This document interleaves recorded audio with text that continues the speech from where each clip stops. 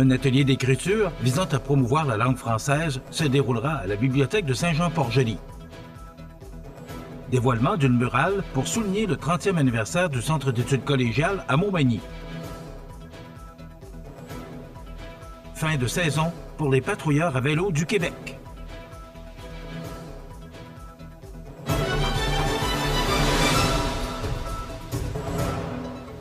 Mardi 10 septembre 2024. Bonjour mesdames et messieurs et bienvenue à votre bulletin d'information sur le réseau d'information CMA TV.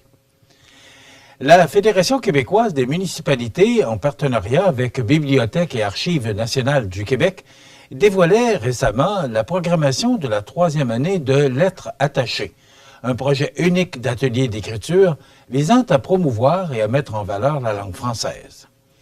Chaque atelier, qui se déroulera dans une région différente du Québec, sera diffusé en simultané dans les bibliothèques participantes, permettant à un large public d'y assister.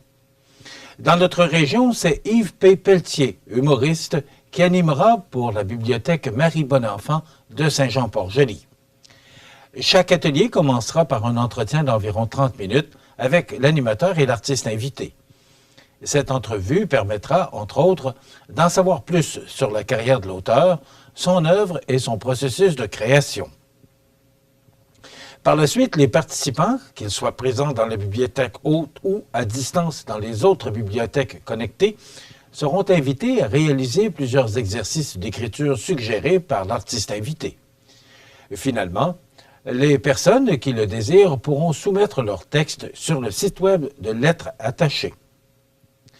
À sa 3e édition, Lettres attachées est en train de s'établir comme une belle tradition, un incontournable, qui crée un lien privilégié entre les artistes d'ici et les mordus de littérature. En tant que ministre de la langue française, je me réjouis de voir l'engouement du public envers ce type d'activité, car elle contribue à la valorisation de notre langue commune, le français, a commenté M. Jean-François Roberge, ministre de la langue française. Lettres attachées, c'est plus qu'une série d'ateliers d'écriture. C'est une invitation à rêver, à apprendre autrement, à explorer et à tisser des liens avec des créateurs, des amoureux et amoureuses de la langue française partout au Québec. De Radisson à Sept-Îles, en passant par Saint-Jean-Port-Joli, Bonaventure et Montréal, j'invite le public à faire en sorte que cette autre édition soit marquée par une créativité débordante, un élan d'écriture partagé et une envie renouvelée de se raconter, s'est exprimée Mme Marie Grégoire, présidente directrice générale de la Bibliothèque et Archives nationales du Québec.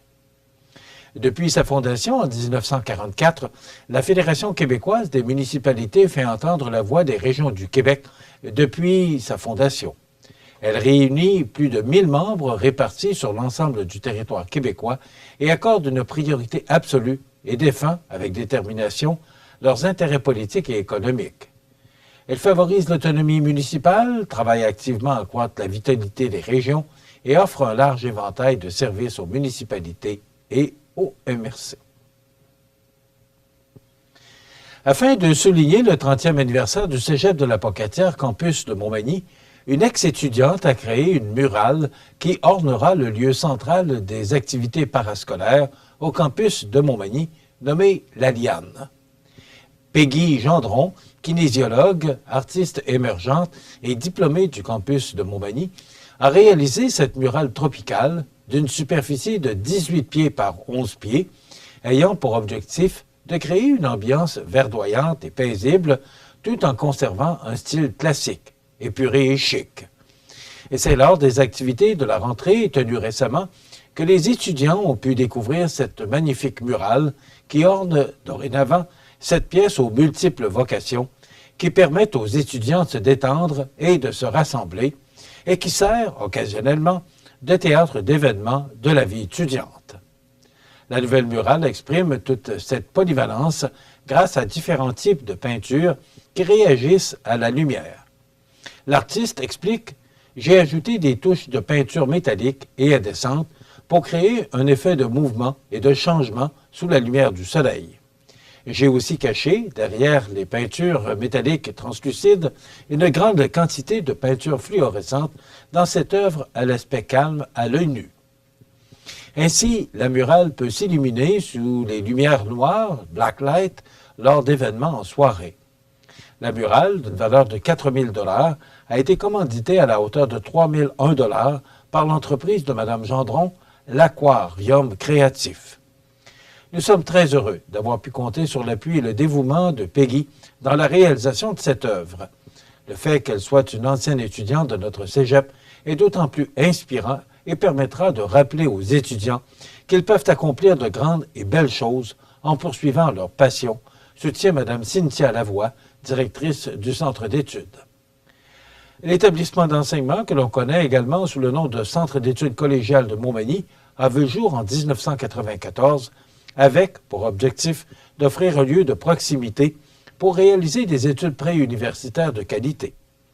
30 ans plus tard, on peut dire que c'est mission accomplie puisque des étudiants d'autres régions du Québec et même de l'international réalisent leurs études au campus de Montmagny dans l'un des 5 programmes offerts, soit le tremplin DEC, Arts, Lettres et Communication profil langue, Sciences humaines, Sciences de la nature et Production scénique profil régie et technique scénique.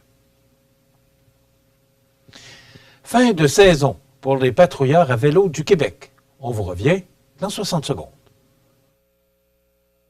C'est à travers le respect et le besoin de faire plus pour les familles en deuil et l'expérience qui s'est transmise de père en fils que la Maison funéraire Laurent Normand a su au fil du temps se bâtir une réputation de confiance. La Maison funéraire Laurent Normand à Montmagny. Laissez-nous vous accompagner. Bingo! Ce dimanche 15 septembre, assistez au bingo des Chevaliers de Colomb de Montmagny au sous-sol de l'église Saint-Thomas. 1 500 $ en prix, dont 500 $ pour la carte pleine et 250 $ pour le Bonanza. Les portes ouvrent à midi. Au Canada, entre avril et novembre, l'hirondelle rustique fait son nid sur des constructions humaines. L'hiver, les hirondelles migrent vers le sud et l'Amérique centrale. Elles reviennent chaque année faire leur nid, souvent au même endroit. Les hirondelles rustiques cherchent les parcs et les champs pour se nourrir, mais les pesticides, les changements climatiques et d'autres facteurs menacent leur survie. Aidez-les en leur fournissant des sites de nidification et en jardinant sans pesticides. Et ce n'est qu'un début. Pour en savoir plus sur l'hirondelle rustique, visitez ffdp.ca. Vous regardez CMA TV, le réseau de l'information sur la Côte-du-Sud. Réunis à Lévis pour le rendez-vous des patrouilleurs organisé par l'Unité régionale de loisirs et de sport de la Chaudière-Appalaches du 6 au 8 septembre dernier, une centaine de patrouilleurs à vélo de partout au Québec ont eu l'occasion de découvrir les réseaux cyclables de la Chaudière-Appalaches. Cet événement soulignait la fin de la saison estivale pour ces bénévoles qui jouent les rôles d'agents touristiques, de secouristes et de mécaniciens vélo sur les pistes de la province. Notre association regroupe plus de 500 patrouilleurs dans la province. Ce grand rassemblement annuel permet à nos bénévoles de partager les meilleures pratiques d'intervention sur les réseaux cyclables tout en découvrant une région du Québec. Nous espérons que cette initiative suscitera des vocations dans la région pour créer une patrouille supplémentaire, confie le président de l'Association des réseaux cyclables du Québec, David Lecointre. Les 4 circuits proposés aux participants leur ont permis de découvrir les paysages de notre belle région. Vous avez tellement des belles pistes cyclables, c'est extraordinaire. Vous avez de belles places à voir, partage Mathieu Tremblay-Fortin, un participant d'Alma.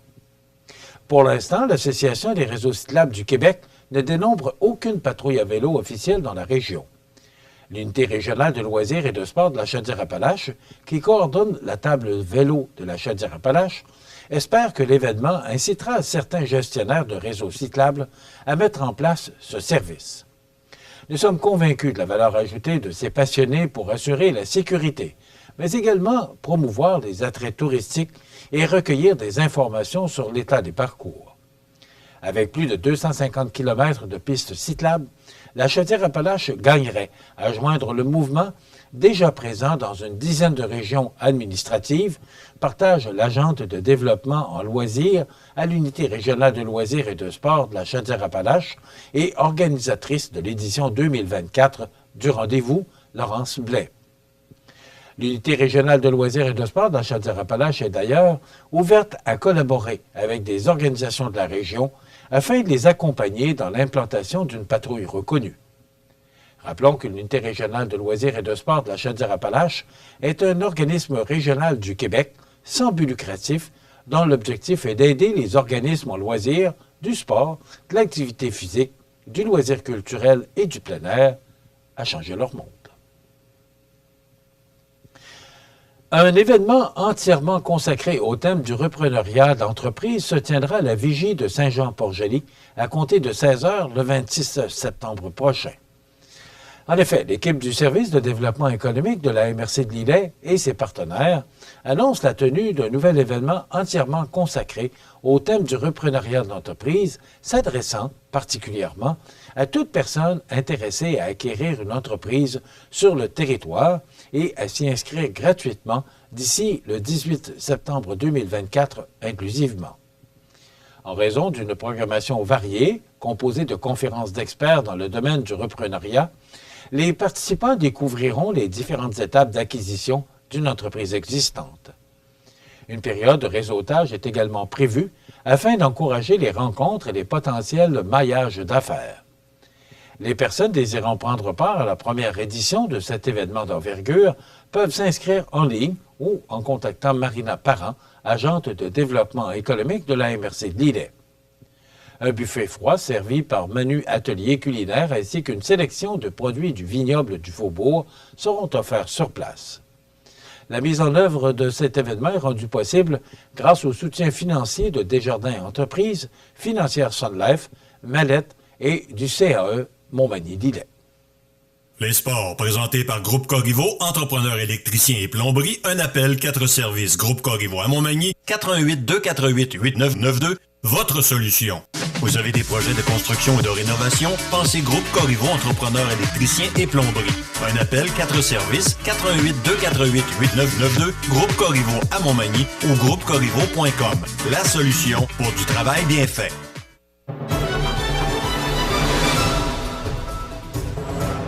Au sport, le club de baseball senior de Montmagny, le Toiture Pro Le Mieux Pro Mutuelle Assurance, connaît maintenant son adversaire pour la grande finale du baseball senior majeur.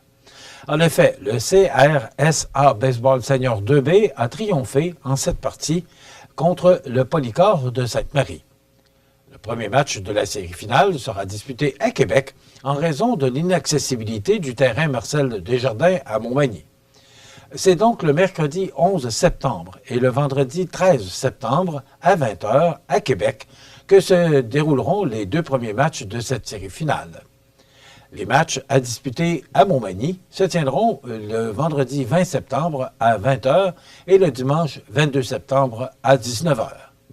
Et si la série n'est pas terminée, il y aura un match disputé à Québec le 25 septembre à 20h et, si nécessaire, le vendredi 27 septembre à 20h au stade Marcel Desjardins de Montmagny, toujours si la situation l'exige, bien sûr. Voilà ce qui complète votre bulletin régional sur le réseau de télévision CMA TV. Dans un moment, les prévisions de la météo pour notre région. Pour joindre la salle de nouvelles de CMA TV, nouvelles au pluriel @cmatv.ca ou encore 88 241 13 13 poste 226. Les prévisions de la météo. Une présentation de Promutuelle Assurance Montmagny-Lillet. Toujours à l'écoute de vos besoins.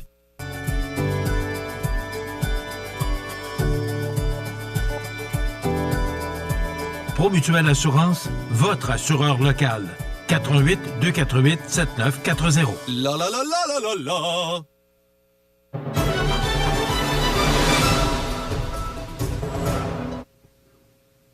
Ben, on a connu une belle journée pour cette première journée de la semaine. Plein soleil, mais le vent causait peut-être une petite fraîcheur, mais rien de désagréable quand même. C'est beau pour cette période-ci de l'année. Et là, si on regarde l'image de satellite, il y a quelques nuages, mais ça va se dissiper. Il y a du beau temps, là, presque jusqu'à dimanche prochain. Donc, rassurez-vous, puis les températures, au cours des prochaines journées vont augmenter. Donc, ça nous donne pour aujourd'hui, en ce mardi du 10 septembre, du soleil avec quelques passages nuageux. Excusez-moi. Vent du sud-ouest de 20 km/h avec un maximum de 18. Ce soir et la nuit prochaine, dégagé, minimum de 10.